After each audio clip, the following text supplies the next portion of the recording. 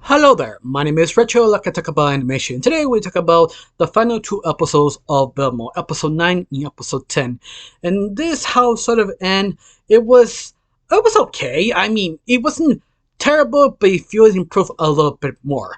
Now the whole episode 9 starts with is basically finding Velma's mother still alive and trying to remember the next 72 hours because she's memory was sort of blocked, almost at a nature kind of type of level that she's trying to remember, but she can't. The doctor says basically you have to keep her happy on 72 hours. And that Velma trying to do, in fact, lying to her what everything has changed, especially with her husband who got remarried, has a new child, that Velma becomes more kind of fell off the wagon being actually smart. Everything kind of went wrong after she disappeared, but Velma sort of stopped lying, actually trying to convince her everything is great, just to give her memories back to see what happened to her and basically the murderer who took her. And basically was sort of a trip that Velma was going overdrive trying to figure out how to keep her mother happy, to sort of realize maybe that was sort of a wrong approach because after the 72 hours was done, her memories came back not because all the happy memories, it's the fact the truth came out.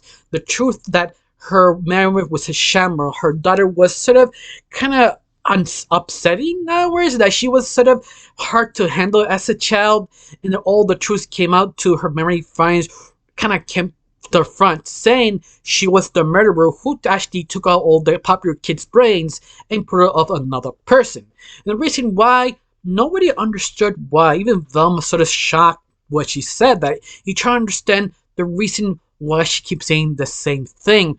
Two, she actually have to figure out how to meet her sort of accidental. What I mean is she had to do a crime to actually meet her mother because the main sheriff of the whole department doesn't want her to meet her because there is nothing else to say because this case is solved. But Velma was not convinced and attempted to do some breaking a law just to meet her a few more seconds to fully explain her, to at least understand her answer. And she realized that she was sort of hypnotized by someone else to tell her the own fake truth. And it sort of kind of a trigger word to activate every time she asked her that the answer she gives. She did it to protect her daughter. In a way, yes and no. And I feel that's sort of fascinating.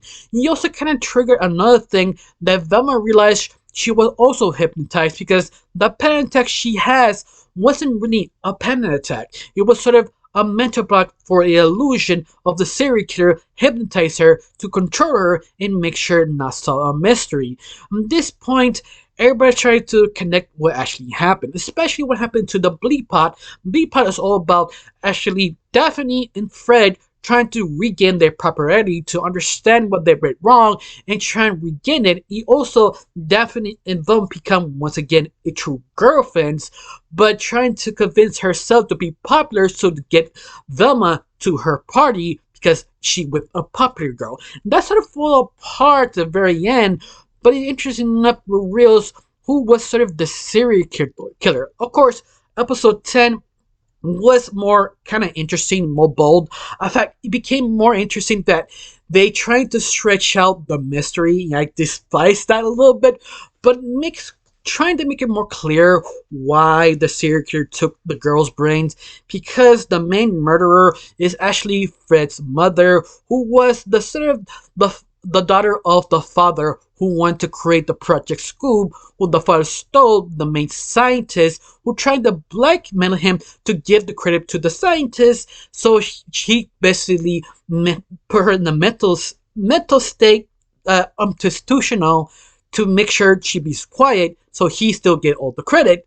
But that sort of backfired because the scientist was sort of smart enough to burn all the evidence in all the formulas to make sure he cannot replicate it and keep her mouth shut inside the sort of the madhouse she was forced to put it inside. At this point, the father went crazy and basically ran away, leaving the daughter to find new money, new ways to live without her father actually helping her. At this point, Ashley finds out Freddy's father, who is pretty rich and has a very distant money, started to convince him to actually marry him.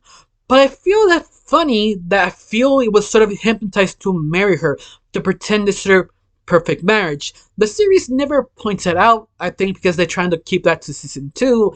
And let's face it, the series never was great in 2 seasons. If you know how the series actually works, or animation works, is that they order a certain amount of episodes, let's say 20 episodes or 30, they cut it in half, call it season 1 and season 2. So this is basically still half of the season, if you want to be technical. Anyway, where I left off, that I feel Fred's father was sort of trying to figure out what's actually going on, because the mother of Fred does said she's hypnotizing because he's starting to understand his situation, understand what's actually truly going on. But at the same time, I feel that's sort of interesting to see how she went crazy. They're trying to be proven, trying to make her own money, trying to protect her own legacy, trying to give to his son. But at the same time, his son wasn't that smart, so she decided to continue the Project Scooby-Doo to actually give popular people brains and give it to his son so they could basically protect her legacy. But at the same time, she never gave a chance to his own son. In fact, never sit down, let him sort of figure out things, how things actually work, make him create his own instincts. At this point, Fred became sort of more the himbo that everybody likes, like almost there. In fact, all the characters started to become sort of the characters what we love and know, slowly and steadily.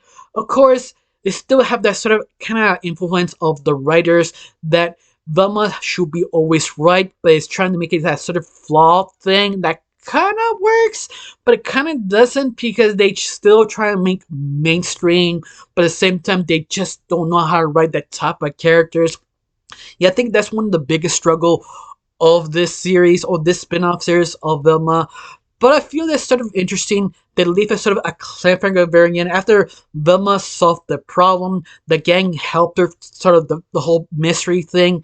They leave a sort of a cliffhanger that someone's still there doing the project. Could be the scientist who escaped the mental facility, in other words. But at the same time, I felt all the characters sort of gel. Like they want to make it work, but they're gonna make it work if all the characters constantly keep arguing, constantly trying to figure out who's right, who's wrong. And Velma's always been a little bit wrong.